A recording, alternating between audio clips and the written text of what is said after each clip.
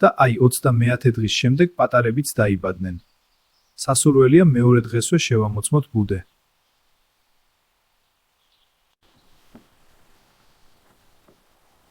ვათვალიერებთ იმიტომ, რომ ყველა ახალშობილის მდგომარეობა შევისწავლოთ და დავრწმუნდეთ მათ ჯანმრთელობაში.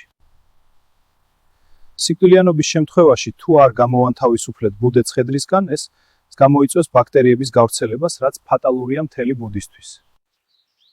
დედის რძეზე ძლიერი ანტიოქსიდანტი არ არსებობს, რაც უფრო დიდხანს იქნებიან დედასთან, მით უფრო ძლიერი იმუნიტეტი ჩამოუყალიბდებათ. საფენის შეცვლა აუცილებელია პერიოდულად. მათი ზრდის ტემპი საოცარია, ისინი ყოველ დღე იცვლებიან.